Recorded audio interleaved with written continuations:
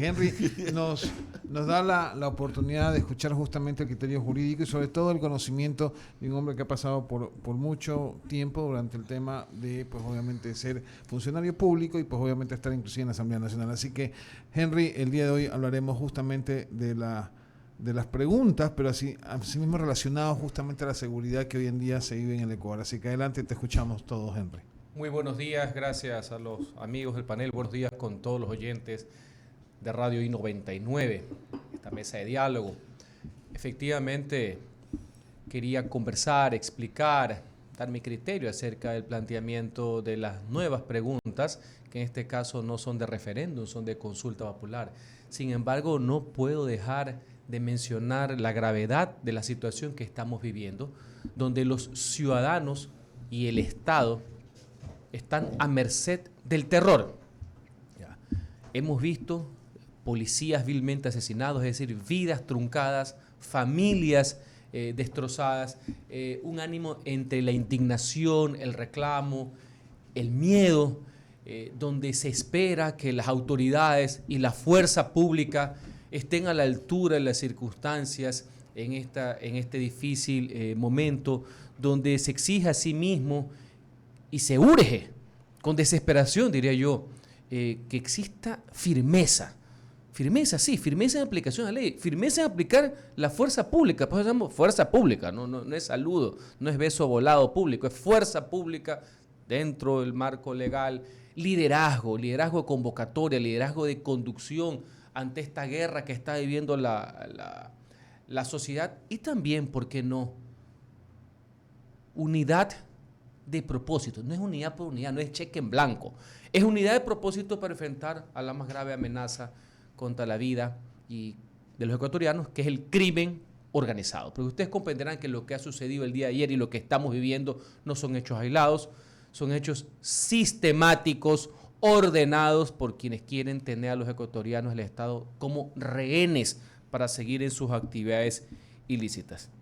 Y con ese antecedente, y que estamos viviendo un estado de emergencia, quiero vincularlo a que el gobierno nacional hace unos cuantos días presentó una propuesta para que las Fuerzas Armadas, no solamente en estado de excepción, valga la aclaración, lo que estamos viviendo una vez más hoy, puedan intervenir en materia de seguridad interna en coordinación permanente con la Policía Nacional, no solamente en los estados de emergencia y también ampliando sus actividades, porque recordemos que la Constitución establece que solo está para la seguridad externa, es decir, la guerra externa, el invasor externo. La Corte Constitucional, y aquí hay que ser muy cuidadoso con los términos, inclusive por la comunicación, no es que niega, no es que le rechaza al gobierno y ponemos a los jueces como que si fueran políticos. No, lo que dice la Corte y le manifestó la Corte es que la vía para poder hacer ese cambio no era una simple enmienda, que es una vía de cambio menor, de menor importancia, de menor envergadura, sino una reforma parcial. O sea que sí cabe el cambio. Las Cortes no dicen no al cambio, dicen sí al cambio, pero la vía es una reforma. Porque a mayor importancia, porque la Corte considera, en base a la Constitución y a los tratados internacionales, que es un tema que amerita mayor participación, mayor deliberación, porque tiene que ver con la estructura del Estado. El carácter de las Fuerzas Armadas en seguridad interna no es poca cosa y lo hemos conversado aquí a lo largo de estas semanas, hemos puesto varios ejemplos, inclusive cómo es en otros países. Entonces, para ese tipo de cambio tiene que involucrar también a la Asamblea Nacional. Y obviamente que pase por el pueblo, que es el dueño de la voluntad, es la soberanía, es el constitucionalismo popular. Teniendo eso claro, ¿qué es lo que hizo el gobierno el día lunes? Si no me es ingrata. ¿Ustedes consideran que esa es la vía? Pues vamos a esa vía. Y están activando el mecanismo previsto en el artículo 442 de la Constitución para que la Asamblea lo tramite en 90 días. 2 debates, se entendería que la sociedad en pleno, los ciudadanos tienen, en el buen sentido que la palabra, presionar, deliberar, participar y que sus representantes actúen en consonancia. Y ahí podemos ver también este nuevo rol que hay que adaptarlo a la Fuerza Armada. No es que no existen amenazas externas, Pero como hemos conversado aquí varias veces y Ramiro lo ha acotado, ya la amenaza tradicional del tanque, buque, no digo que no exista futuro. Se está viviendo hasta una guerra en Europa entre Ucrania y Rusia. Pero señores, la guerra actual tiene otra configuración, ¿ya?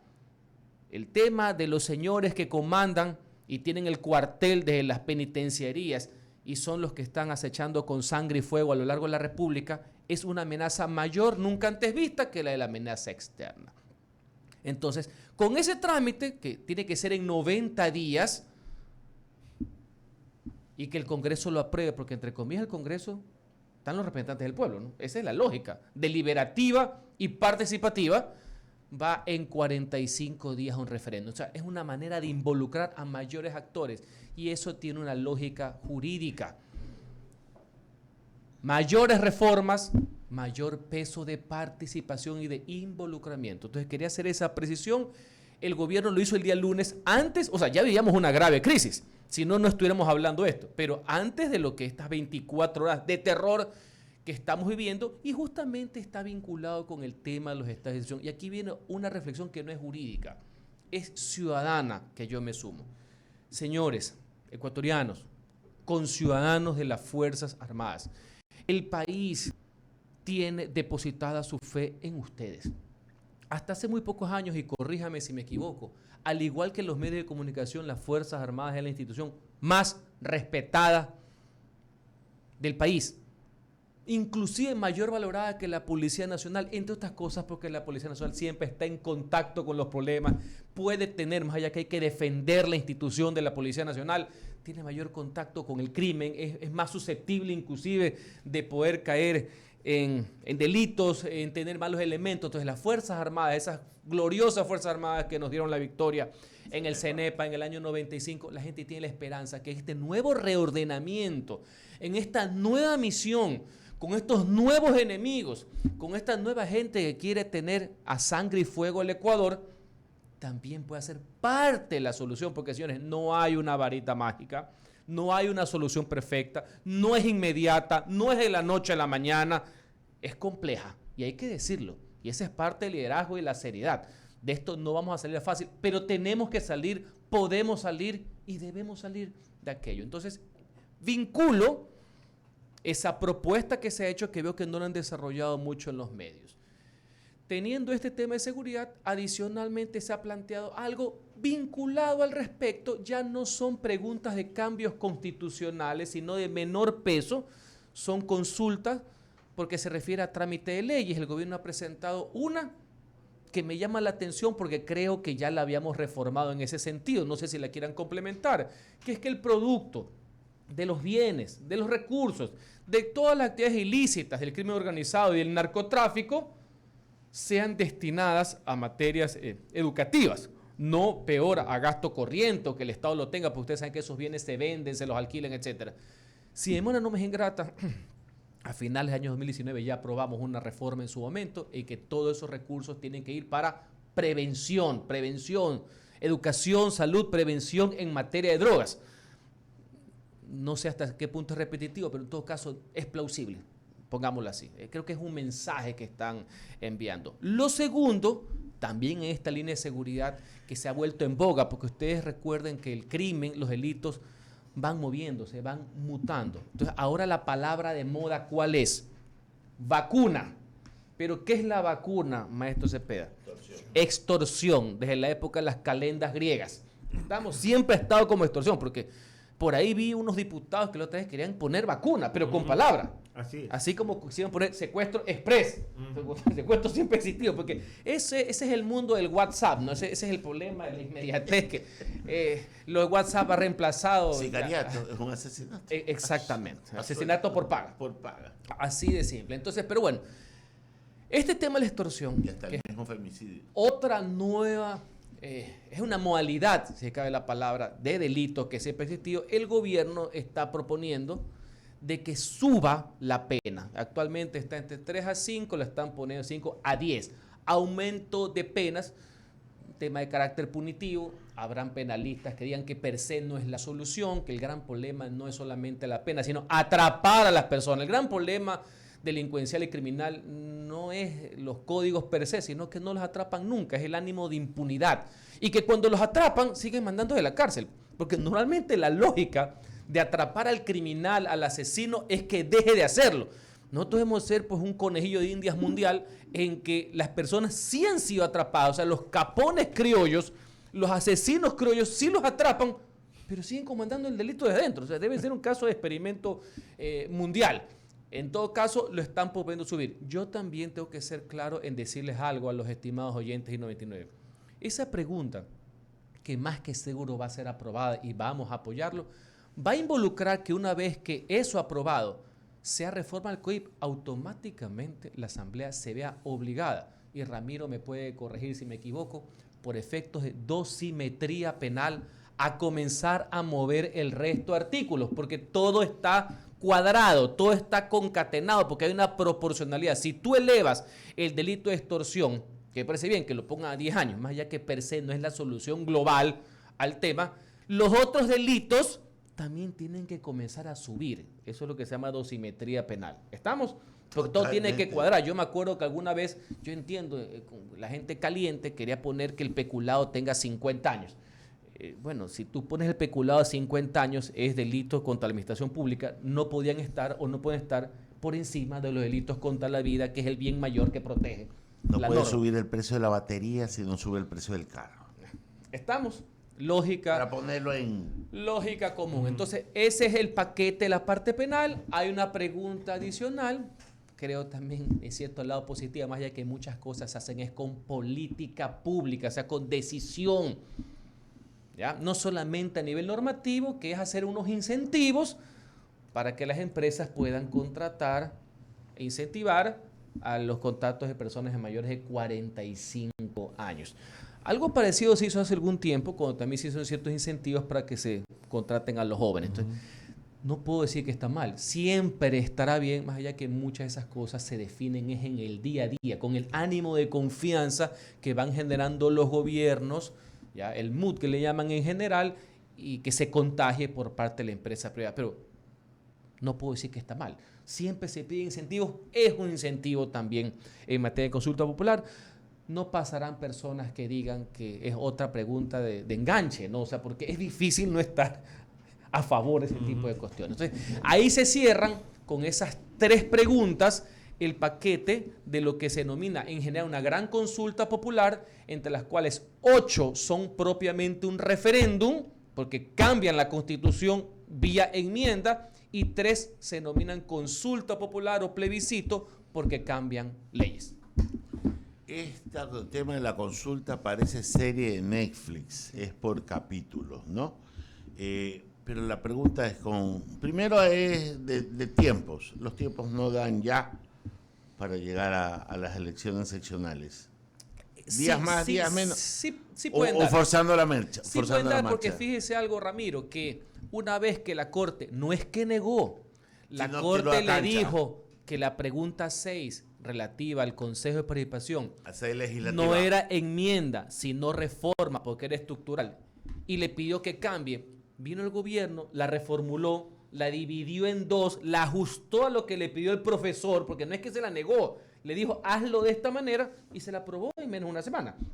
Entonces, creo que los tiempos dan. ¿Cuál es el problema?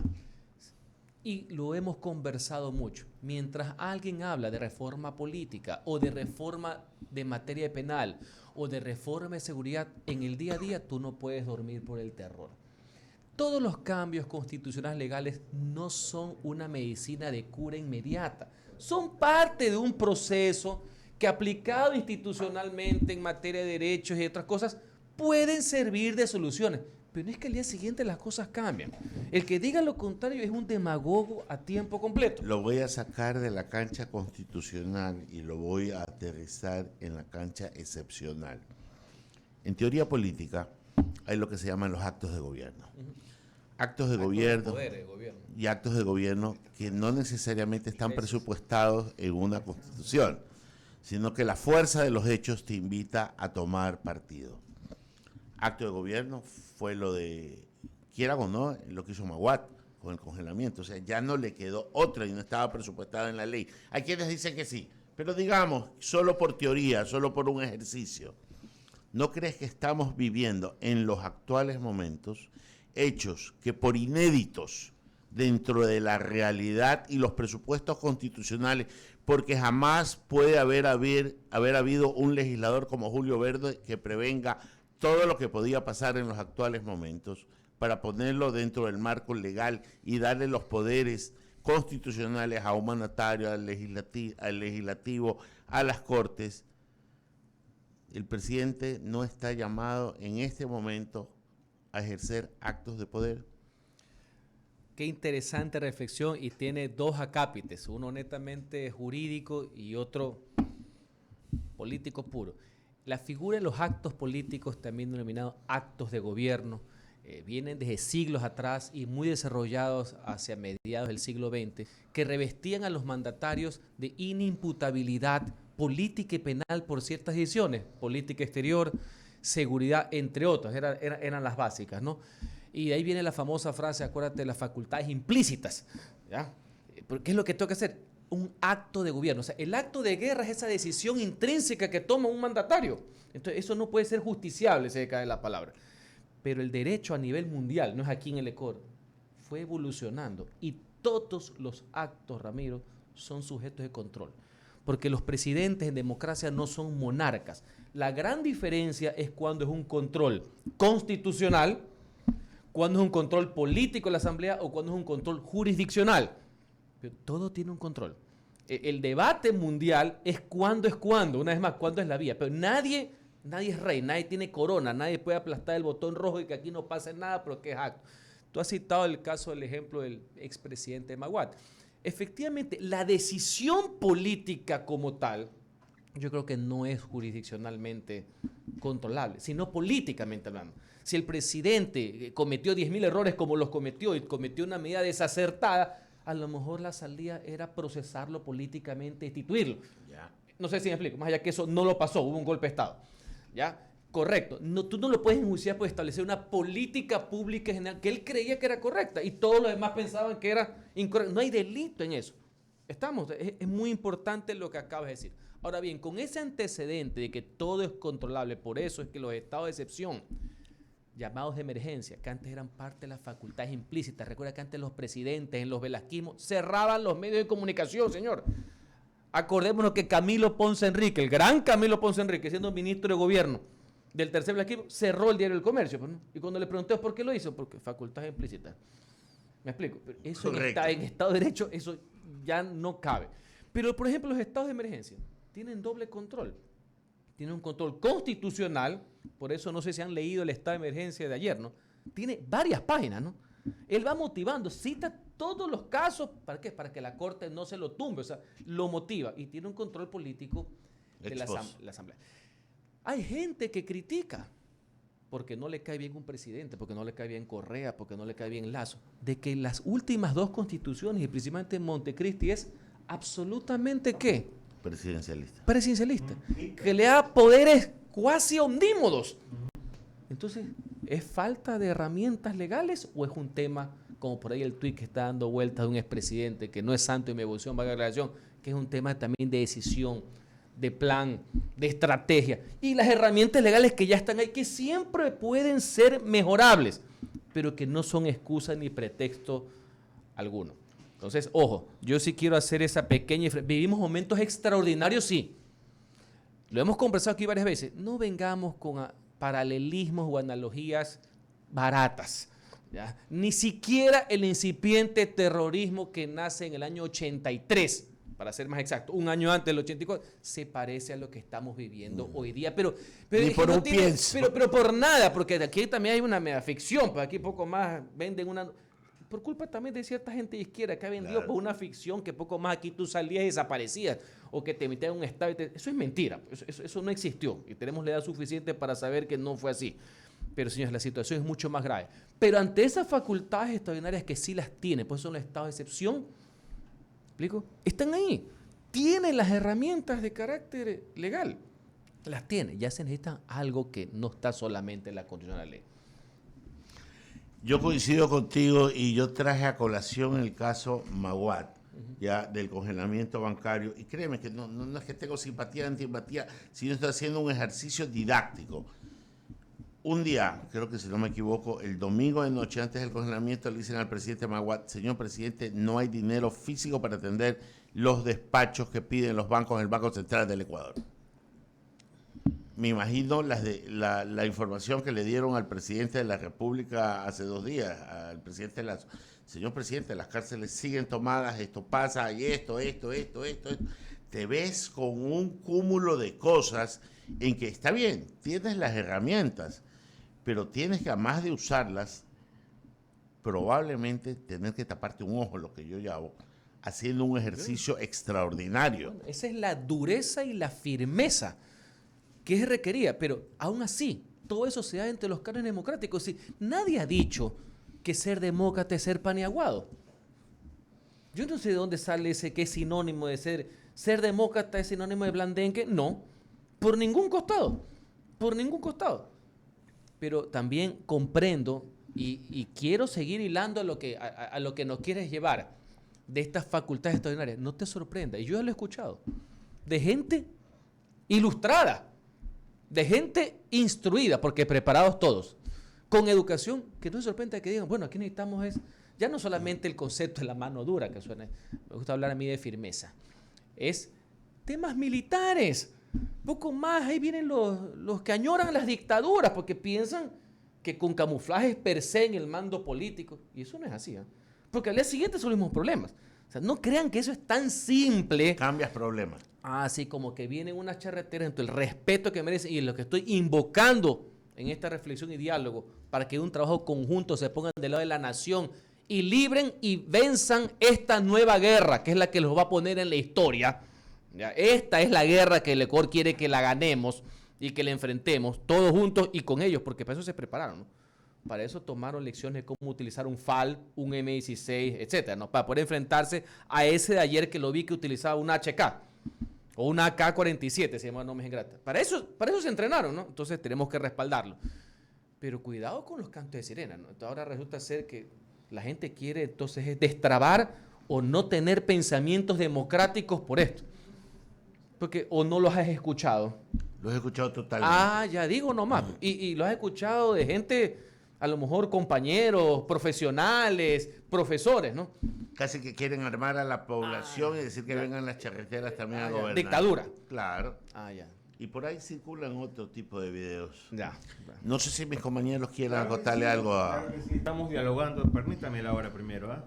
9 de la mañana con 2 minutos. 9 de la mañana con 2 minutos y bueno, no digo como de costumbre porque nos visita todos los jueves, pero hay que entender también que se aproxima un feriado, así que adelantó su visita el buen amigo, el abogado Henry Cucalón. Bueno, el Partido Social Cristiano hace unos momentos, no sé si fue ayer, envía un comunicado y retoma lo que en Twitter escribe el presidente de El Salvador, Nayib Bukele, y que se refiere al estado de excepción. Que si bien es una herramienta, pero no solo basta con ejecutarla, o mejor dicho, escribirla o redactarla, sino aplicarla. Ahora yo pregunto, ¿es verdad la Comisión de Derechos Humanos y las organizaciones de derechos humanos han puesto sus ojos en El Salvador?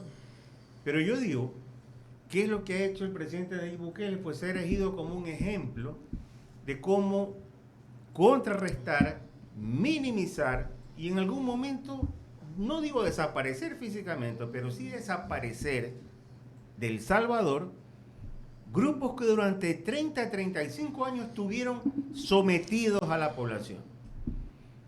Y hay videos donde él aparece junto a Fuerzas Armadas, junto a la policía. Y mi pregunta y lo que me preocupa, ustedes que son hombres de derecho, tanto Ramiro como Henry, me preocupa es el hecho de que en el editorial Henry señalaba 90 días hasta que esté redactado esto o que en todo caso la Asamblea lo apruebe. Pero mientras el tiempo pase, estamos hablando del año próximo, ¿qué hacemos? Mientras el tiempo, es mi preocupación. Mientras el tiempo pase, existe el estado de excepción, que en este este caso es 45 días.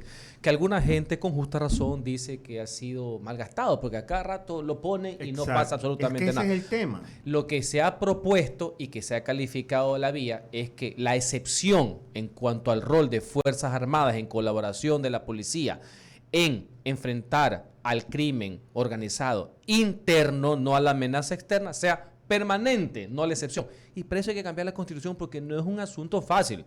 No me cansé de repetirlo, parece muy fácil. Yo les he puesto a ustedes el ejemplo. Ustedes ni siquiera vieron militares en Estados Unidos después del 9/11, ¿no? El tema militar tiene otra connotación. Sí, señor. No solamente preparación, pero ya que estamos en esta guerra, pues tiene que venir el tema. Segundo, yo también leí, antes de que un partido político lo ponga en las redes, también leí el comentario, concuerdo, no muchas veces concuerdo con una persona, porque la Constitución pues la pone para que la silla no se le mueva, en pocas palabras, ¿no? Parece ser que yo creo que estudió por aquí, tiene un esquema bastante, tiene un populismo, pero de ralea, pero así de punzada. Pero estoy absolutamente de acuerdo con lo que dijo en ese tuit. ¿Pero qué es lo que dijo? En el tuit dice básicamente, más allá de los estados de excepción y todos estos que se escudan, porque ya vieron ayer, no todo es culpa de las leyes. Señores, esa es la salida más fácil, me la conozco de memoria. Pero de memoria, ¿por qué no actúo? Porque no tengo ley, porque no falta, por Dios. Ya, entonces, ¿qué es lo que quiere el presidente? No utilicen eso como varita mágica. Se necesita ese plan, o sea, ese estado de emergencia. Sin el plan de inteligencia, sin la estrategia y sin la decisión, no sirve de nada. Eso fue y tiene mucha razón. Tiene mucha razón. Así como en todos los aspectos. Yo sé, es que no hay gobernabilidad, entonces por eso no puedo gobernar. O sea, ¿qué es primero? Mire, no hay decreto, no hay ley, la gobernabilidad no se decreta ni se legisla, se construye. Esas son parte de relaciones humanas. Les voy a poner otro ejemplo. Algunos estarán de acuerdo, otros no estarán de acuerdo, pero ya que lo citan, hacen puras analogías, porque ahorita todo el mundo está de historiador. A los que consideran que hubo éxito en la lucha antiterrorista del año 84 en adelante. ¿Se cambió el COIP o era el mismo COIP del año 38? Exactamente. El mismo, allá digo nomás. Digo para los que creen que fue un éxito, porque debe haber gente que dicen que no. Estamos aquí analizando, claro. Aquí no estamos haciendo comas proselitistas. Entonces, fue el mismo código. Entonces, ¿cómo es que con el mismo código sí venciste al incipiente terrorismo que no le llega pues ni al dedo gordo lo que está pasando ahorita? Y cómo el pretexto no es la ley. Se puede mejorar, se puede adaptar a las nuevas circunstancias, sí, pero involucra muchas mayores cosas. ¿Y saben qué? Hay una palabra que se ha repetido últimamente mucho, ¿no? Que vivimos un estado fallido. Lo que ha sucedido en las últimas semanas, nuestra querida provincia y Ciudad de Esmeralda, prácticamente el Estado no tiene el control. Tiene ya varias semanas y varios días el tema. Entonces la gente dice estado fallido. Y no nos hemos puesto a pensar y hacernos todos, me involucro, una autocrítica y pensar que no solamente pasa por ahí, sino que somos también. Y tenemos que levantarnos, porque hay que ser positivos. Tenemos que tener esperanza y salir adelante de que también hemos llegado casi a ser una sociedad fallida. Porque esto no se vino de un momento a otro. Así es. Esto no nació un momento, tiene que tener mucha complicidad de los estamentos económicos, de todo orden, no solamente a nivel político, pues obviamente que hubo, a lo largo y se fue acumulando. Esto no vino de la noche a la mañana. Inclusive, la dolarización tiene 10.000 ventajas, 10.000. Derrotó a la inflación, le dio seguridad, hizo prosperar a gente de escasos recursos, consolidó clase media, tantas cosas, pero tiene un pequeño problema, ¿no? Es un lugar muy apetecible justamente para el lavado, pues, ¿no? Y esto tiene 22 años, ¿no? No es del año pasado. Ese es uno de los pequeños problemas que podía tener y se ve en todos los análisis que se están haciendo. Entonces, también hay que hacernos una autocrítica. Todo lo que ha pasado, que lo vemos en las noticias, de estos criminales, de estos narcos, la plata que encuentran y por dónde pasó, quién compró, quién vendió. Claro. Toda esa plata está en el mercado. Todo ese sentimiento de impunidad, ¿qué fue lo que pasó? ¿Ya? En algún momento comentaba, abogado, le decíamos puse el comentario y también Ramiro puso como ejemplo al pájaro Febres Cordero. Yo dije, ¿y en qué momento hubo ese quiebre aquí en el Ecuador? ¿En qué momento hubo este quiebre, esta inflexión para caer profundamente en este pozo de corrupción? ¿Cuál se ha venido fue el gatillo, el detonante? Así es que ha sido un proceso concatenado también sistemático. ¿Ya? Con muchísima impunidad, se han juntado muchas cosas. Y cada vez las temáticas cambian. Cuando algunos pensaban que en el 2021 estábamos tratando de salir de la pandemia, que ese era nuestro problema, nos reventó el tema de la seguridad. Más de 400 muertos dentro de las cárceles, que son responsabilidad estatal. Por supuesto.